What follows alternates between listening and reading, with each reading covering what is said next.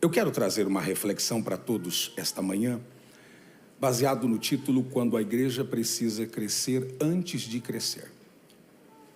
O Senhor tem falado comigo sobre que a igreja sempre desejou crescer. Crescer em número, crescer em influência, crescer em impacto, mas há um chamado de Deus à maturidade. Que a gente saia da carnalidade à vida que Cristo tem para nós. E baseado nesta palavra, eu quero ler um texto, e é uma santa confrontação que o apóstolo Paulo faz à igreja de Corinto. Não é um ataque. Não é um ataque. É um diagnóstico frio, cheio de entendimento, e não é uma dureza do apóstolo Paulo sem expressar amor, mas é uma palavra dura, que o amor que a gente encontra nela faz que morra a infantilidade da igreja. Então, para a gente crescer sobre todos os aspectos, nós vamos precisar abrir mão da infantilidade e então obter maturidade no Senhor. Paulo escrevendo na sua icônica carta, a primeira carta do apóstolo Paulo aos Coríntios, o capítulo de número 3, do verso 1 ao verso 7, hoje serei auxiliado, pois temos vários textos bíblicos, e serei auxiliado mais uma vez pela nossa querida pastora Camila, ok? Está pronto? Vamos ler? Irmãos, não pude falar a vocês como a espirituais, mas como a carnais, como a crianças em Cristo. Dei-lhes leite e não alimento sólido, pois vocês não estavam em condições de recebê-lo. De fato, vocês ainda não estão em condições, pois ainda são carnais. Porque visto que há inveja e divisão entre vocês, não são carnais? E não estão agindo como mundanos? Pois quando alguém diz, eu sou de Paulo, e outro, eu sou de Apolo, não estão agindo como mundanos? Afinal de contas, quem é Apolo? Quem é Paulo? Apenas servos por meio dos quais vocês vieram a crer, conforme o ministério que o Senhor atribuiu a cada um. Eu plantei, Apolo regou, mas Deus é quem faz crescer. De modo que nem o que planta, nem o que rega são alguma coisa, mas unicamente Deus que efetua o crescimento. Aqui tem um choque de realidade em que o apóstolo Paulo diz. Em outras palavras, ele está dizendo assim, que uma igreja pode viver em Cristo ou estar em Cristo. Uma igreja, ela pode estar com uma estrutura de igreja, mas Paulo diz, pode viver segundo os homens. Paulo está dizendo que a igreja pode ter a Bíblia, e eu quero recomendar que você comece o ano lendo a Bíblia. Mas lendo a Bíblia, por mais que você tenha a Bíblia eletrônica, tenha a Bíblia física. A livraria está lotada de Bíblias aí que você pode. Leia a Bíblia, escreva, rascunhe a Bíblia, faça isso. Isso é muito importante. Paulo diz que a gente pode ler a Bíblia, a gente pode vir ao culto, termos atividades como igreja, discurso como igreja, mas continuar criança. E a criança, ela não carrega peso. Você não dá peso para uma criança carregar. Isso quer dizer que tem coisas que, se nós continuarmos sendo crianças, Deus não vai liberar certos pesos para nós. Paulo está dizendo que o nosso comportamento pode ser pseudamente cristão, mas continuarmos sendo crianças, e crianças não resistem às guerras. Por que tem muita gente que diz, estou numa guerra, estou numa guerra, estou numa guerra, e no final dessa guerra ela cai, ela não, porque ainda era criança. Uma criança não sustenta fogo. Uma criança não consegue manter no mesmo espírito. Criança é inconstante, ela está feliz hoje e está triste amanhã, ela está alegre aqui, daqui a pouco ela fica brava aqui. Criança está brincando, daqui a pouco joga os brinquedos. Criança, você entrega um presente, ela fica excited para abrir, uau, e 2 minutos ela cansou do brinquedo e jogou fora. Paulo não disfarça o problema.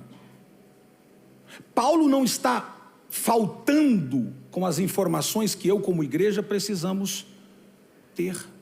Paulo está dizendo, por causa da imaturidade, e não é a ausência da religiosidade, porque inclusive a alta resolução da religiosidade não faz você maduro, às vezes faz você infantil mais do que a todos. A arrogância de ser religioso. Paulo está dizendo, o problema é a presença da carne. E ele aponta para pontos importantes. Ele diz, inveja. Olha o texto que acabamos de ler. Ele diz, inveja, contenda, discórdia, partidarismo, idolatria de líderes. Eu sou de Paulo, eu sou de Apolo. E Paulo corta o orgulho deles com uma frase simples e mortal. Ele diz, Apolo, Paulo, nada mais são do que servos. Servos. Que por intermédio deles, vocês receberam a mensagem da graça. Mas são servos. Lembre-se disso. Quando homens viram o centro, Deus deixa de ser evocado. E a queda é pronto. Quando Deus deixa de ser o centro da nossa vida e qualquer outra coisa toma o lugar de Deus, isso tem nome, isso é idolatria, e os idólatras não herdarão o reino dos céus. Carnalidade não é só pecado. Entenda isso. Carnalidade não é só pecado. E eu vou colocar entre aspas aqui, pecado grosseiro. Que nós denominamos determinados pecados como pecados maiores e menores, apesar de não ter. Consequências de determinados pecados podem ser menor ou maior, mas pecado é pecado. Paulo diz, o grande problema é que a carnalidade é vida segundo os homens. A vida segundo os homens é uma vida de constante aprovação das pessoas, em detrimento ou independentemente do que Cristo pensa sobre nós. O que A pensa sobre mim? O que fulano pensa sobre mim? E não nos perguntamos o que é que Deus pensa de mim. Paulo não está ensinando apenas humildade, ele está reconstruindo o coração do evangelho. Ele está dizendo, Deus não divide sua glória com ninguém. O crescimento vem de Deus, o mover vem de Deus, a transformação vem de Deus, a glória vem de Deus, a graça vem de Deus, os dons vêm de Deus, os presentes vêm de Deus, a vida vem de Deus, o bem-estar vem de Deus. E quando a igreja se apega a nomes e exclui Deus, quando a igreja se apega a grupos e exclui Deus, quando a igreja se apega a preferências e exclui Deus, ela revela que ela ainda é infantil. Nós não podemos terminar o ano com infantilidade na nossa vida espiritual.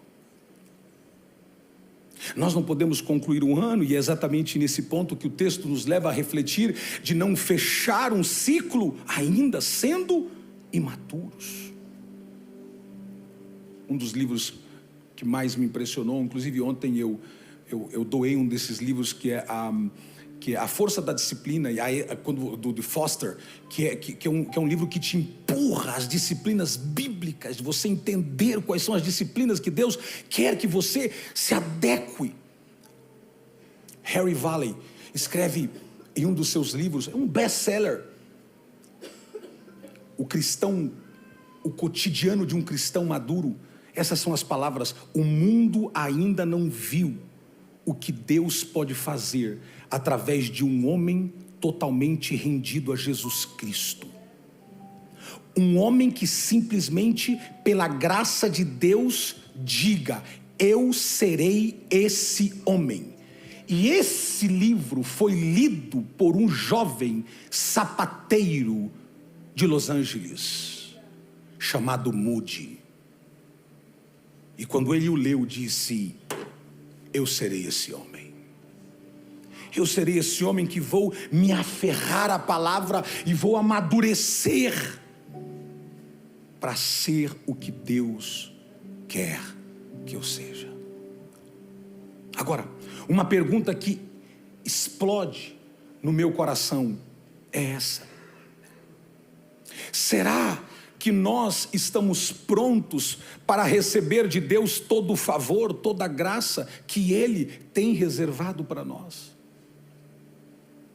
Pergunto e te provoco: quais são as áreas da sua vida que você precisa algo de Deus específico? Talvez nada material, mas algo que você tem tentado mudar durante muitos anos e não consegue. A minha pergunta: será que não é porque ainda você é infantil?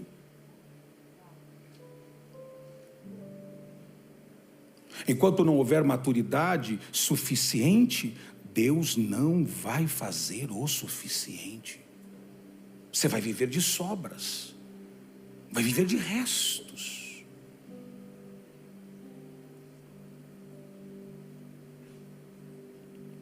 Quando Paulo está a caminho de Damasco, eu estou em Atos 9. Quando Paulo está a caminho de Damasco, ele dá testemunho diante de Agripa. Eu não sei se eu te dei esse texto. Abra para mim aí, por favor, que me veio na memória aqui. Atos capítulo 9, o verso 26. Olha que coisa interessante isso aqui. Atos 26. Ele diz, diante de Agripa, ele não maquia, ele não maqueia nada. Ele não minimiza o passado, ele não posa de bonzinho arrependido. Ele escancara, ele diz: eu estava possuído de raiva, eu ia exterminar a igreja de Cristo, eu estava indo para destruir.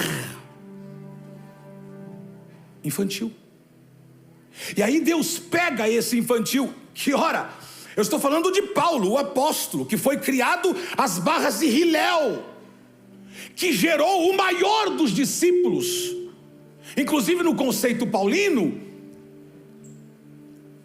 Hilel foi o pai, o instrutor de Gamaliel. Gamaliel foi um instrutor de Saulo, de Paulo. Todo o compêndio de sabedoria primária que estava em apóstolo Paulo foi extraído de Gamaliel, foi extraído de Hilel. Esses homens são ícones. Baseado em todo esse conhecimento, em toda essa sapiência e sabedoria, ele pega o caminho de Damasco e diz: eu vou destruir esse povo que está querendo tirar o conceito de Moisés e apregoando o evangelho de um Cristo, de um cara que foi morto, que foi pendurado, foi morto. Ele está enfurecido. E aí Deus disse: eu tomei o perseguidor e o transformei em um pregador. Eu tomei um carrasco e o transformei em um expositor do evangelho. Deus não vai melhorar você, Deus vai transformar você. Fala para o teu vizinho, se o hálito ajudar, diga: Deus não vai melhorar você, Deus vai transformar você. Deus quer transformar você. Então Paulo se torna um homem capaz de dizer que talvez seja a maior declaração do contexto de Paulo, a mais poderosa de todas que ele escreveu. Ele disse em Gálatas capítulo 2, versículo 20. Veja essa declaração do apóstolo Paulo. Fui crucificado com Cristo. Assim já não sou eu quem vive, mas Cristo vive em mim. A vida que agora vivo no corpo, vivo-a pela fé no Filho de Deus, que me amou e se entregou por mim. Talvez não faça muito sentido para você esse texto, mas eu vou te dizer o sentido que ele é, real e total. A frase mais perigosa para o inferno é essa: Cristo vive em mim. Eu vou repetir. A frase que o diabo mais está preocupado que você não a pronuncie, a frase que ele está mais preocupado que você não utilize, que você não a viva, que você não, é essa: Cristo vive em mim. Cristo vive em mim. A física logo vai dizer: não há possibilidade de duas pessoas estarem no mesmo lugar. Quando você diz Cristo vive em mim, subsequentemente você está dizendo: Satanás aqui não tem lugar. Oramakanda rabashuribikanda labahai.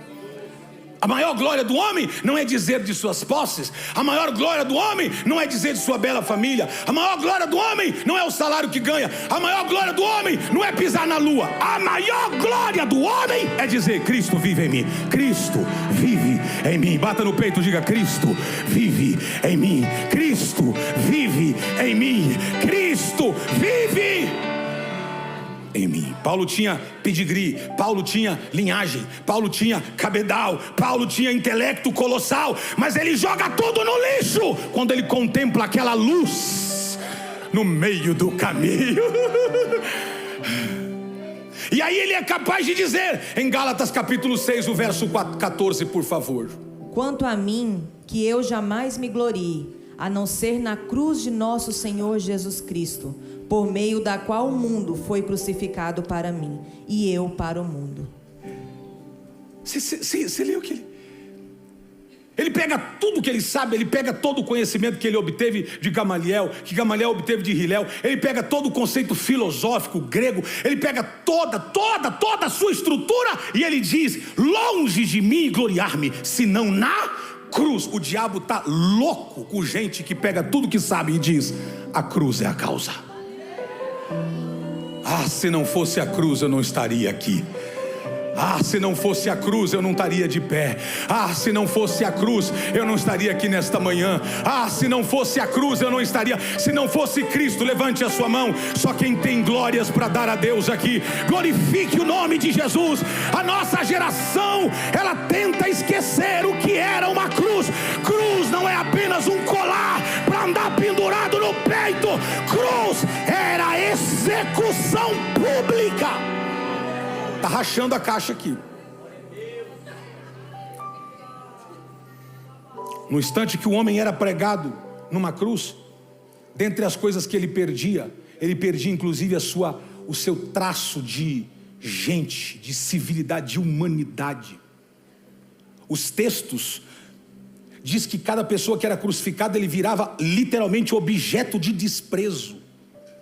O sangue que esse detido na cruz escorria, os cães, do mesmo jeito que lamberam e comeram, lamberam o sangue de Jezabel, lambia o sangue daqueles que vertiam o sangue na cruz, desprezado. Qualquer um que morresse na cruz virava um espetáculo de horror. E Paulo diz: quando eu digo adeus ao mundo, eu estou dizendo adeus a algo imundo. Vou repetir: quando eu digo adeus ao mundo, eu estou dizendo adeus a algo imundo. Eu me afasto, o mundo está crucificado para mim. E mais, ele diz: eu estou crucificado para o mundo. Ou seja, não é eu desligado do mundo, é o mundo olhar para mim e dizer: está morto para mim. É o mundo olhar para você e dizer: ali eu não consigo mais, porque morreu para mim. Aleluia. É o mundo olhar para você e dizer: ali eu não consigo mais entrar naquele casamento, morreram para mim. É o mundo olhar para os teus negócios e dizer: eu não consigo entrar mais nesse negócio, esse negócio morreu para mim. Alguém está aqui comigo. É o mundo olhar para os teus filhos e dizer: eu não consigo mais deturpar a mente deles, porque eles morreram para mim. Alguém, por favor, se manifeste aqui. Solta a peça. Levante a sua mão mais alto que você puder. Eu vim dizer que a cruz não é um enfeite, a cruz é fim de direitos. Porque ninguém consegue seguir a Cristo sem passar pela cruz. O evangelho que está se pregando hoje em muitos lugares é o evangelho que exclui a cruz. É o evangelho da facilidade, é o evangelho do tudo pode, é do evangelho venha como está, fique como está. É o evangelho da hipergraça, que já não há mais pecado, que já não há mais drama. É o evangelho que você não tem que fazer mais vista grossas, você não precisa mais olhar, você não precisa mais da cruz, você não precisa mais pegar a cruz e seguir, não, você não precisa mais disso. Mas não é, suavezinho, maestro, não há possibilidade de seguir a Jesus sem morrer para alguma coisa. Não há. Esse tipo de mensagem não atrai gente. Esse tipo de mensagem não enche igreja. Esse tipo de mensagem até afasta alguns. Mas então a pergunta volta como uma faca, como uma espada que entra na minha mente: como uma igreja pode ser de Cristo se ainda é carnal?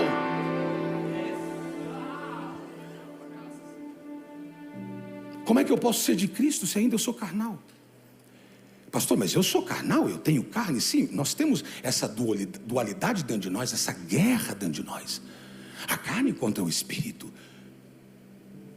Mas nós não podemos permitir que a carne prevaleça.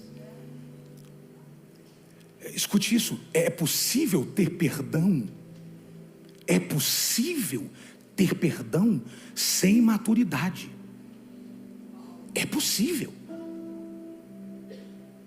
Mas o problema é que não é possível ter salvação sem rendição plena.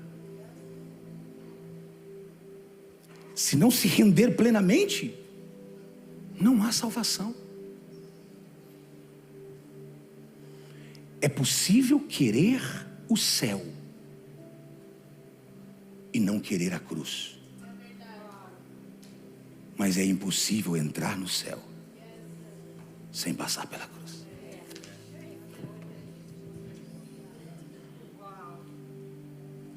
Então não faz sentido. Então esse texto não permite a gente, como cristão, viver uma superficialidade do evangelho. O confronto de Paulo, ele afirma que para ser cristão precisa ser dito isto com coragem e viver isso com coragem. Entenda isso: o homem que só quer perdão dos pecados está brincando com o cristianismo. Não, eu só quero um alívio de consciência.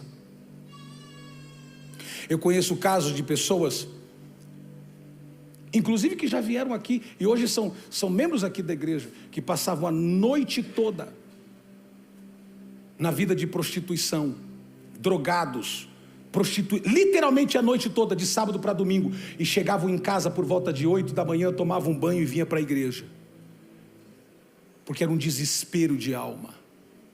Eles não queriam viver assim, mas de manhã vinham, muitos chegaram aqui até com efeitos de drogas, efeito de bebida, participavam do culto, receberam palavra. Tem gente aqui, inclusive, que foi alvo disso, foi alvo da graça, se batizou, hoje está aqui firme com Jesus, já não vive mais essa vida.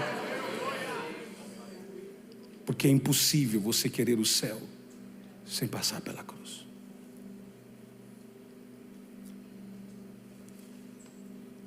O céu que te anunciam que não tem renúncia, não é o céu que Cristo foi preparar para você.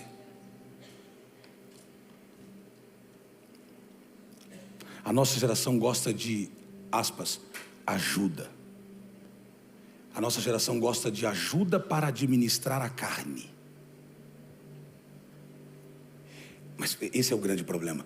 É que Deus não vai te dar uma ajuda para administrar a carne. Ele quer matar a carne. Não, eu preciso saber controlar a carne. Controlando. Tá. O problema do controlar a carne é que o dia que você descontrolar, você está perdido. Paulo diz, eu me esmurro. Aqui num contexto, se fosse literal, eu me autoflagelo, eu me esmurro, eu luto contra a minha carne de forma tão visceral.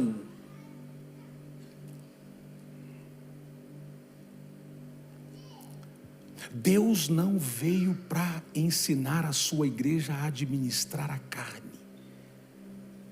Deus está dizendo para mim e para você que Ele veio para destruir as obras da carne. Deixa eu dizer uma coisa para você. Talvez isso vai te dar uma razão de dar glória a Deus. Deus não desculpa o pecado. Tem uma coisa que Deus não desculpa? O pecado. Sabe o que Deus faz com o pecado?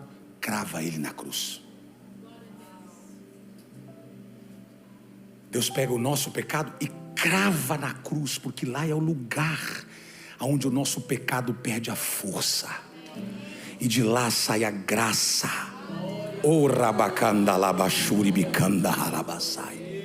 E aí Paulo no final, ele nos manda emite uma mensagem com um som de poder e de propriedade. Ele escreve em Gálatas 6, o verso 17. Ouça esse verso, por favor.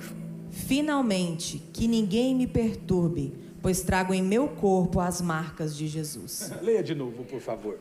Finalmente, que ninguém me perturbe, pois trago em meu corpo as marcas de Jesus. Diga, marcas. Vire para o teu irmão e diga assim, se você não tiver essas marcas. Fale mais alto, diga, se você não tiver essas marcas, você pode ser confundido com qualquer um. Por que Paulo escreveu isso? Porque na época, quando os escravos fugiam dos seus senhores, eles saíam correndo procurar alguma fazenda que os aceitasse. Só que os seus senhores, daqueles que eles escaparam, estavam atrás deles. Então eles entravam em fazenda e diziam, o senhor me aceita aqui? O senhor me aceita? De onde você vem? Não, eu estou fugitivo porque um capataz, eu fugi do capataz porque eu tinha um senhor que era duro comigo, e eu era escravo durante muitos anos, mas eu quero estar aqui agora com você. Mas o que você vai cobrar? Não cobro nada, eu quero só ser livre desse meu algoz. Ok, fica aqui comigo. Não, mas não é só isso. Eu preciso que o Senhor me queime com a marca da sua fazenda, para que quando o meu algoz chegue, ele veja que eu tenho uma marca, e aí ele não pode mais mexer comigo. Paulo diz que ninguém me perturbe, eu carrego as marcas de Quando Satanás bater na minha porta, Paulo diz, eu vou mostrar para ele as marcas do meu dono. Ele me pegou, me carimbou. Alguém está aqui comigo? Eu sou escravo e não tenho vontade própria. Eu já não tenho mais direitos próprios. Eu pertenço ao meu dono. Alguém levante a sua mão e diga glórias a Deus. Atenção, pastores, pregadores, pregação não é profissão. O dia que você pregar por profissão é porque você perdeu paixão. E quando você prega por profissão, a coisa básica que você vai ter, o mínimo que você vai ter é apenas um salário. Escute, o ouro, a prata, o ferro perde o seu valor. Mas quando você prega o evangelho por paixão, aleluia, e você diz assim, aqui eu carrego as marcas de Cristo, eu sou de Cristo, Cristo é meu, Cristo vive em mim. Aonde está a igreja de Jesus que pode levantar a sua mão? Aleluia, aleluia, aleluia, aleluia. Um homem sem paixão não deveria pregar, o músico sem paixão não deveria tocar, o cantor sem paixão não deveria cantar, um líder sem paixão não deveria liderar, porque se você não tem paixão pelo que faz, então você está vivendo de migalhas. Me dá retorno, por favor.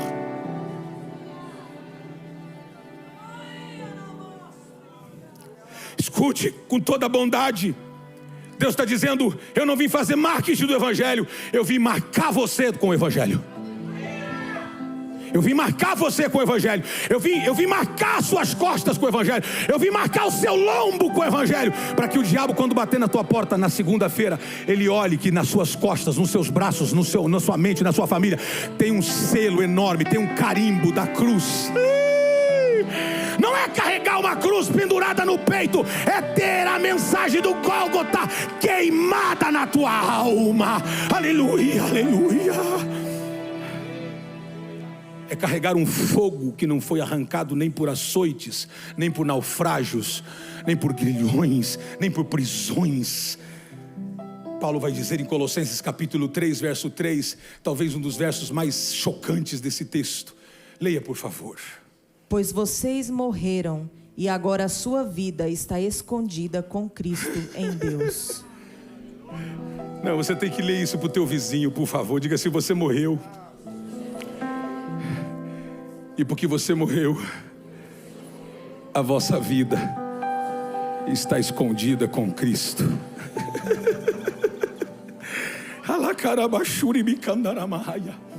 Escuta uma coisa. Deixa eu tirar um mal contado que fizeram para você. O diabo não está lutando contra você. Ele está lutando contra o Cristo que está dentro de você. Porque ele quer arrancar o Cristo que está dentro de você. Ele quer arrancar as confissões que você tem de fé sobre o Cristo que está dentro de você. Ele quer tirar a crença, a fé que você tem no Cristo que está dentro de você. Porque o dia que ele arrancar Cristo dentro de você, você volta a ser presa fácil dele. Mas enquanto ele não conseguir tirar Cristo dentro de você, enquanto ele não conseguir arrancar Cristo dentro de você, então a sua vida está escondida em Deus. Cairá 1000 ao teu lado, cairá 10.000 à tua direita, mas você não será atingido. O Senhor está escondendo você. Só quantos sentem que estão sendo escondidos por Deus, levante o mais alto a sua mão. Quando Cristo habita no homem, o inferno vai lutar para tirar Cristo de você. Mas eu tenho uma notícia para o inferno: não vai conseguir.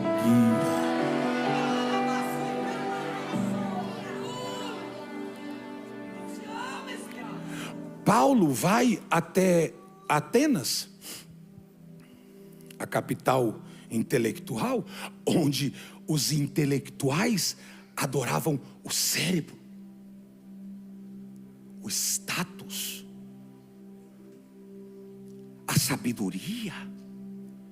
Depois ele desce a Corinto, e ali ele encontra os que adoravam o corpo, a beleza física.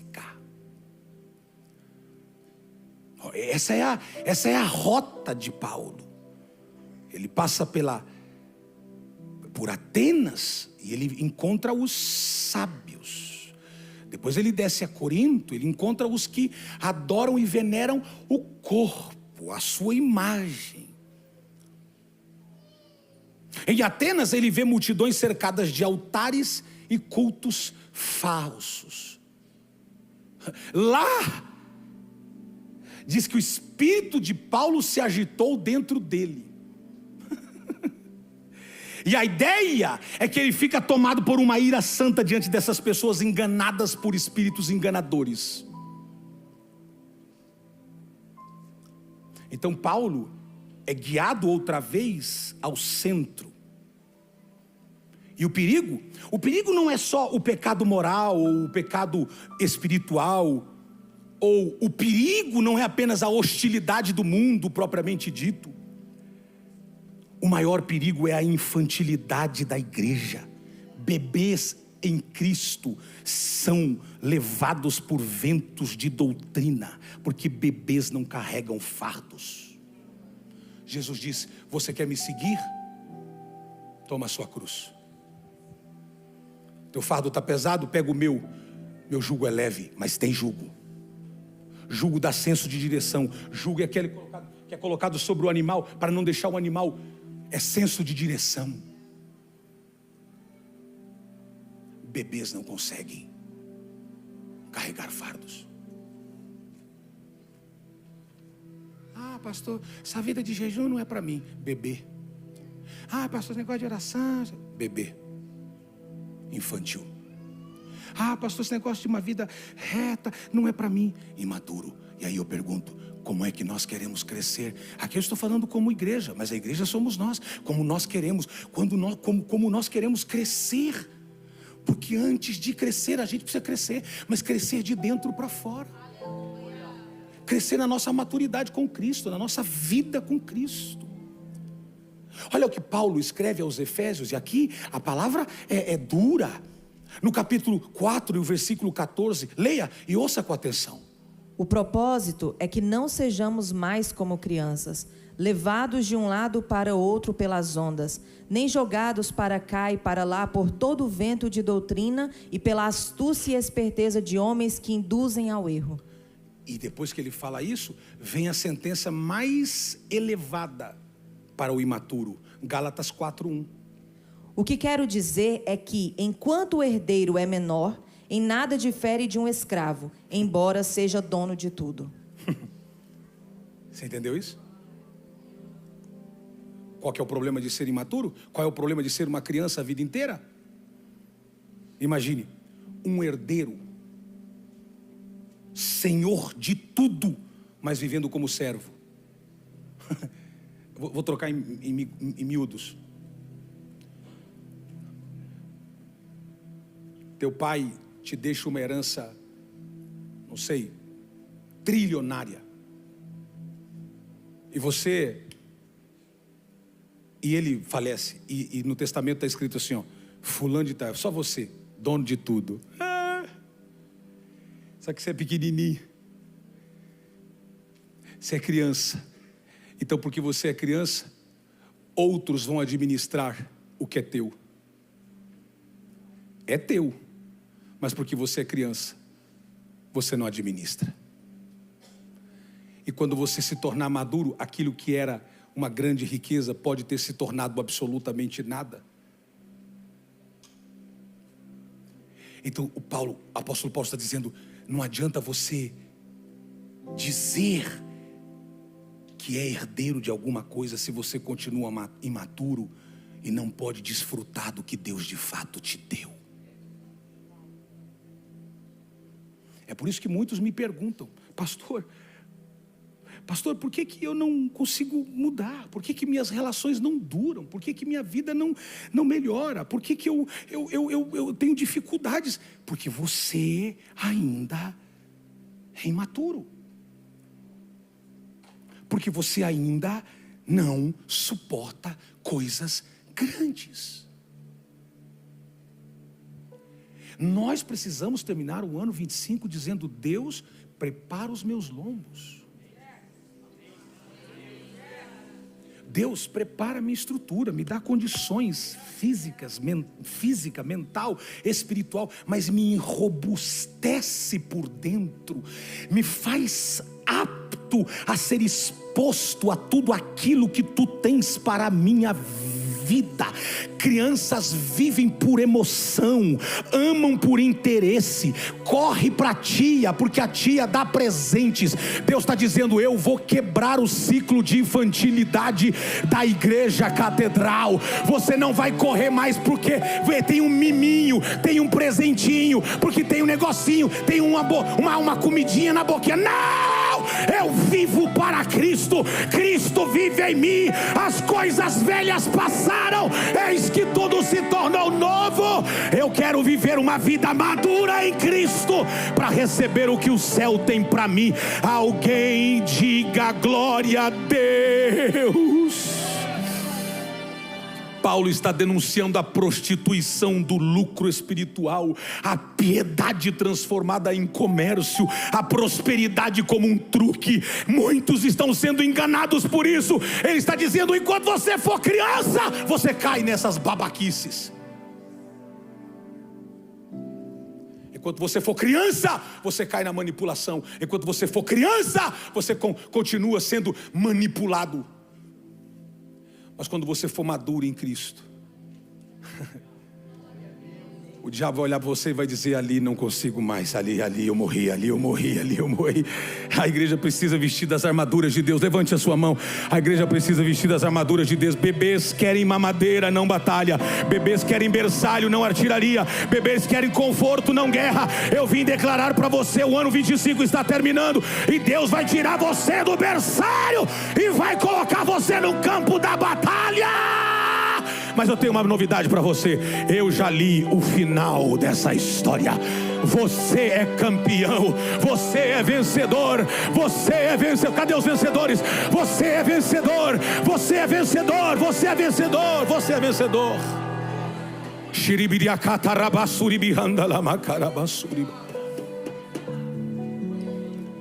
Aqui o texto toca algo muito sério. Eu, como pastor, me preocupo muitíssimo em ter que ministrar esta palavra, porque o texto toca num ponto que precisa ser pregado, não pode ser anulado. Quando a igreja se move contra o inferno se move contra ela.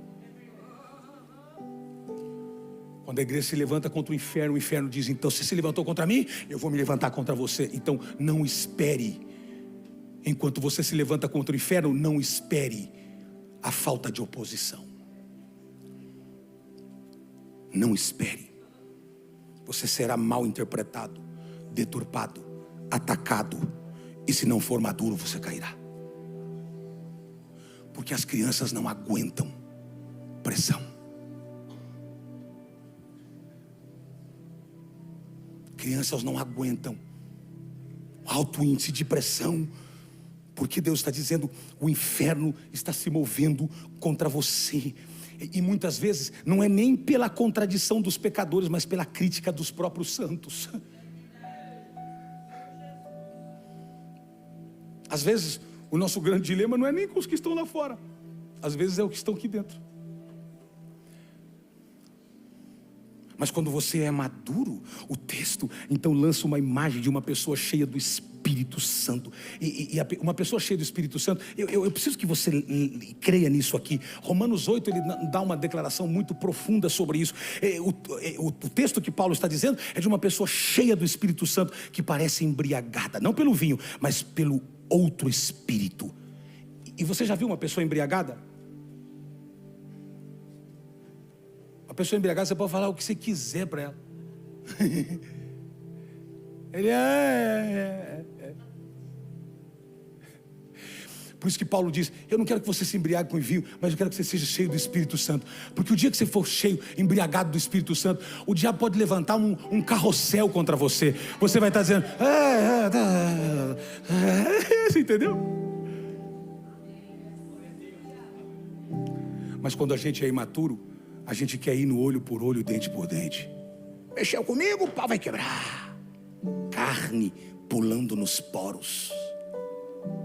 Me converti, mas a minha mão ainda é desviada.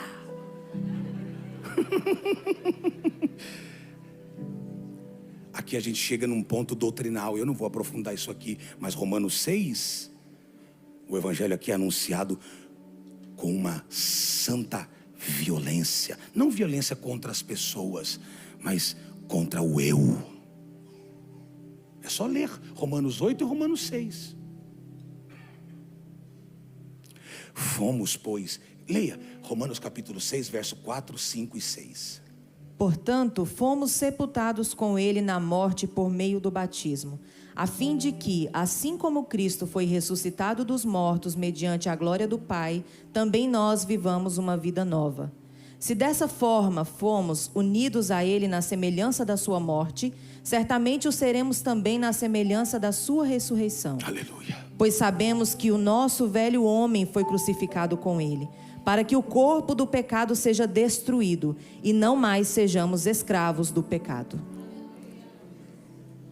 Complementa o verso 11 do capítulo 6.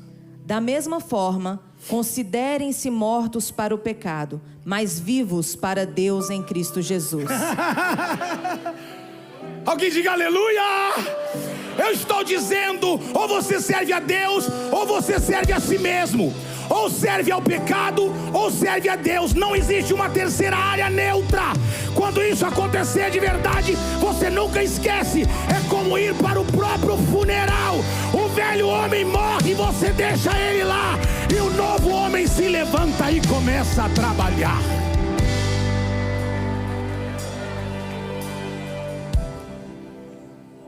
Nós precisamos crescer. Nós precisamos amadurecer. E aqui entra talvez um epitáfio, talvez um ponto até que filosófico, de uma certa maneira até filosófico. É uma provocação. Paulo, ele é tão pontual, ele é agudo. Ele diz: a cruz não é teoria, a cruz é poder. Em algumas religiões, para se fazer exorcismo, se usa uma cruz. E aqui eu não estou no conceito de dizer que isso é correto, absolutamente, nós não cremos nisso. Mas nós cremos que a cruz é poder. A cruz é poder. Agora, ela era poder. Cristo sobe nela, torna ela um marco de poder, porque ele desceu dela, morreu, no terceiro dia ressuscitou. A cruz está vazia. Ela é poder de Deus para nós. Alguém que crê na cruz vazia, é o momento de você dar um grito de glória a Deus aqui. Grite: eu não sou carnal. Diga: eu não sou carnal. Diga: eu não sou bebê. Isso dói, mas é verdade. Diga: eu não sou bebê. E eu trago uma denúncia contra a igreja. E a denúncia é esta: a igreja pode ter muita informação, muita ativação, muita motivação, muito movimento, mas se ela continuar bebê, ela é deficitária e incapaz de receber o que os céus reservam para ela. Isso tem que ser aplicado na sua casa, na sua família. Por isso que existe inveja dentro da igreja. Crianças invejando os outros. Você já viu uma criança com inveja? Já viu ou não? Eu quero isso aí, meu. Não, não é seu, isso aqui é da sua amiguinha. Eu quero. Aí a mãe, muito experiente, vai e compra um igual, para satisfazer a inveja do bebê. Aí você vem na igreja e viu o irmão sendo abençoado. E aí Deus diz assim: aqui não é tua mãe. Não sou tua tia. Não sou tua avó. Tua avó que te mima. Tua tia que te esconde. Eu não escondo, eu não mimo. Você quer receber? Faça o que ele fez. Dê as costas para o mundo, dê as costas para o pecado, me ame sobre todas as coisas, e eu vou rasgar o céu sobre a tua vida. Eu estou pregando para alguém aqui. Eu vou rasgar o céu sobre a tua vida.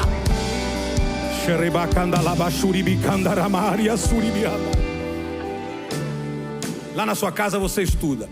Romanos 7 é o caminho fúnebre. É só você ler. Romanos 7 é um caminho no cemitério.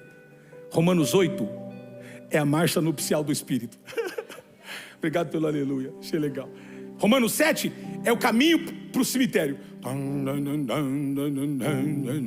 Indo para o cemitério. Romanos 8 é a igreja fazendo uma festa nupcial. O Espírito Santo dizendo: eu estou vivo dentro dele. Eu estou viva dentro dela. Oh, glória a Deus. 5 minutos na eternidade. Levante a sua mão. Faça assim: 5. Diga: 5 minutos na eternidade fará todo mundo desejar ter orado mais, ter amado mais, ter suado mais, ter chorado mais, ter sacrificado mais. Eternidade sem Cristo, 5 minutos. Por que eu não orei mais? Por que eu não chorei mais? Por que eu não fiz mais? Por que eu não orei? Por quê? Enquanto a gente tem tempo, não diga por quê, mude. Diga, eu não quero mais ser criança, eu quero viver como maduro. Termino.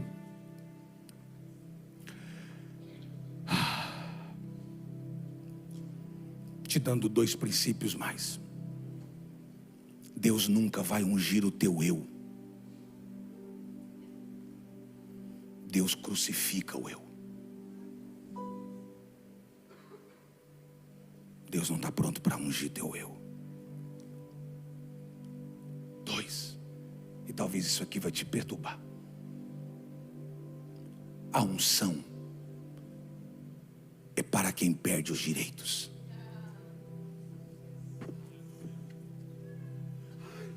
Mas me ofenderam. Ok?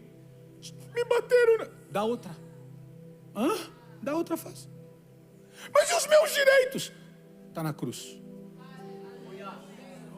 Mas eu já caminhei 10 quilômetros com ele. Caminha mais 2 milhas. Mas aí caminha mais 2 milhas, porque você não é a melhor coisa que existe na terra. Eu te conheço do verão passado. Eu sei quem você é. E se não fosse a minha graça, você estaria perdido.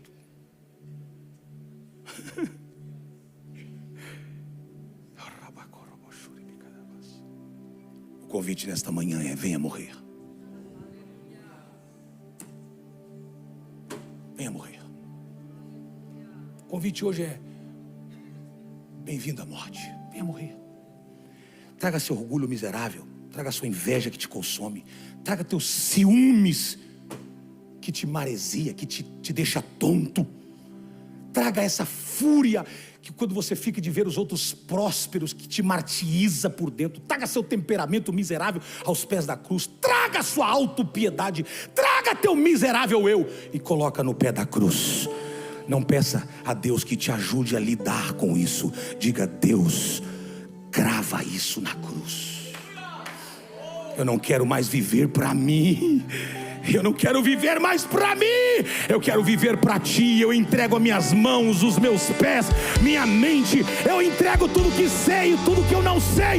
Eu entrego os meus direitos. Peleja a minha causa. Peleja a minha causa, Deus.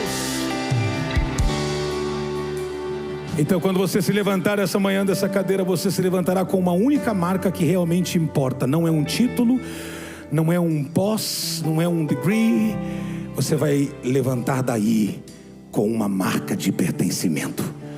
Vai estar carimbado em você: ela é de Cristo, ele é de Cristo. Só os que são de Cristo, levante do seu lugar agora, por favor. Eu quero repetir Gálatas 6:17.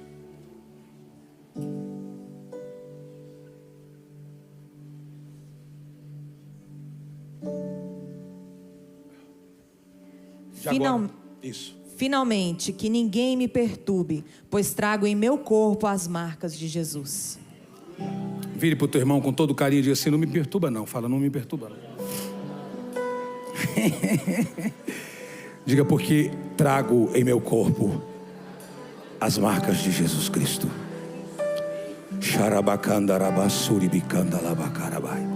Eu não quero que você diga isso como uma poesia. Eu não quero que você diga isso como uma frase de efeito. Eu quero que você diga isso como um destino. Um destino. Carrego comigo as marcas de Cristo. Levante a sua mão.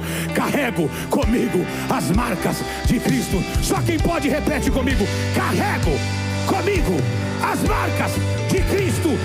Eu estou crucificado com Cristo e vivo não mais eu, mas Cristo vive em mim.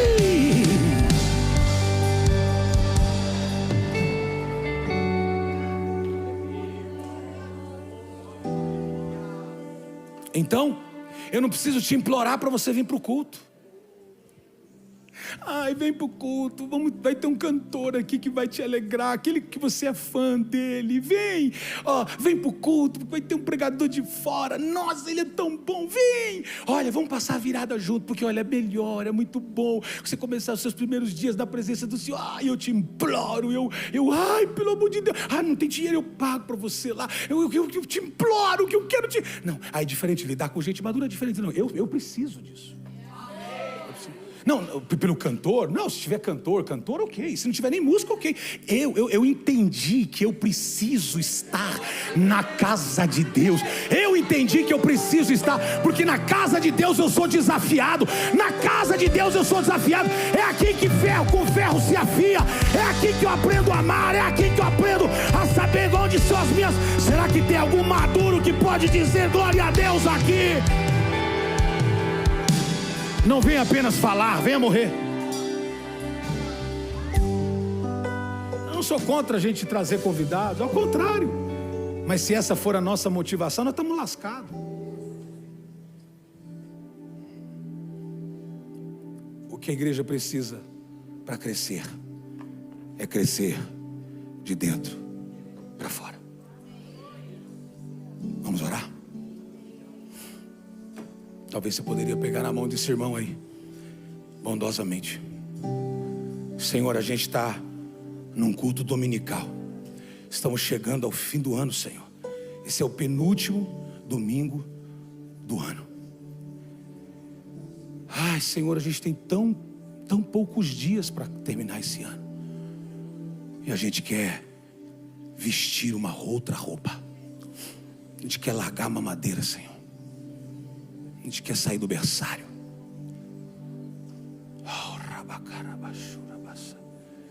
A gente quer experimentar o evangelho de verdade. A gente quer viver a vida que o Senhor tem para nós. A vida que o Senhor quer para nós. Restaura o nosso interior. Restaura as nossas fontes. Restabelece o nosso coração.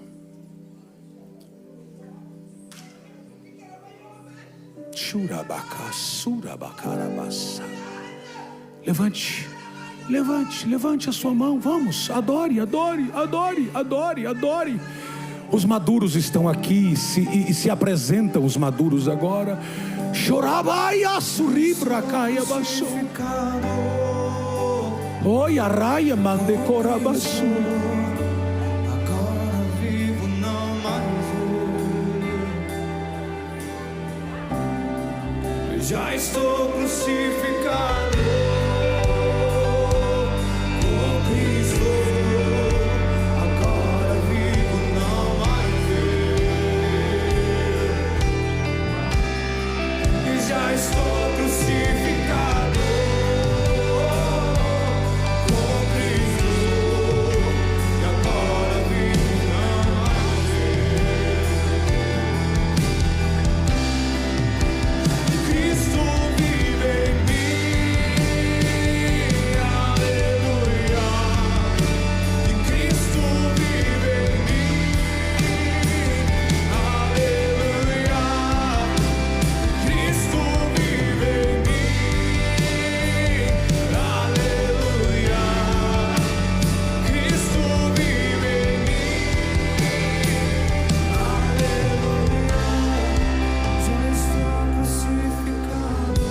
Pai, eu creio tanto na Tua palavra,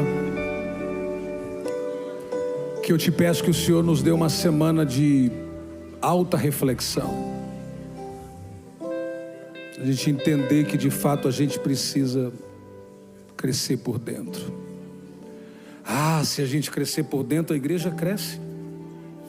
Porque daí se os maduros se manifestam, os maduros têm paciência com os pequenos, os infantis, os bebês, e dão a eles o leite que eles precisam, mas daqui a pouco eles também vão querer alimento sólido. Então a igreja cresce em número, a igreja cresce em influência, a igreja cresce em todos os aspectos, mas precisamos começar a crescer por dentro. Pai, libera uma unção de crescimento aqui essa manhã. sobre todos os que estão aqui ouvindo ao vivo, os que estão na tela. Eu te peço, Senhor, em nome de Jesus, que alguém diga glória a Deus, que alguém diga aleluia. Então dá o melhor aplauso que você puder.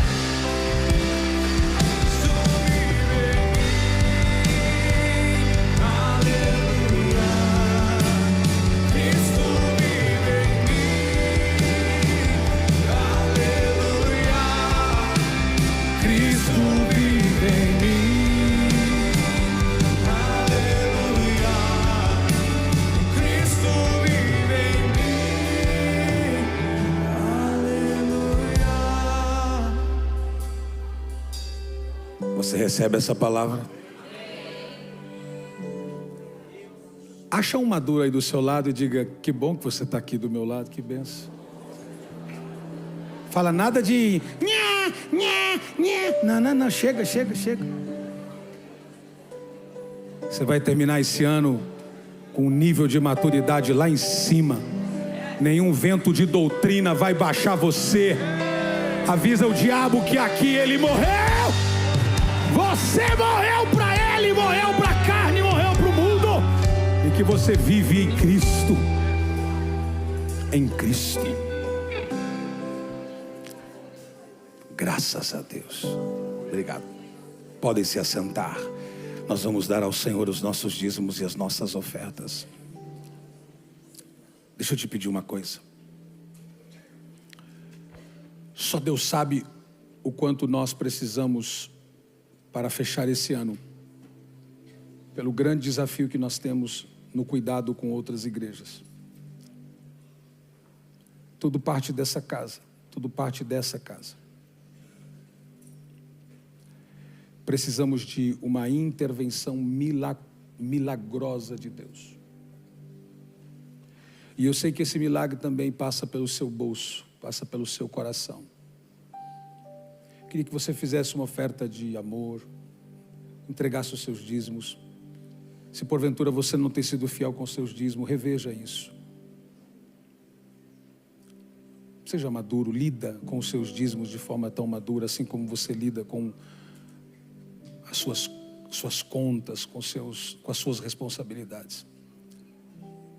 Eu oro para que Deus te dê o discernimento do que a igreja, como igreja precisa. Eu preciso, até o fim desse ano, eu preciso saldar compromissos de igrejas nossas que estão com seus aluguéis para vencer bem no fim do ano. É um tempo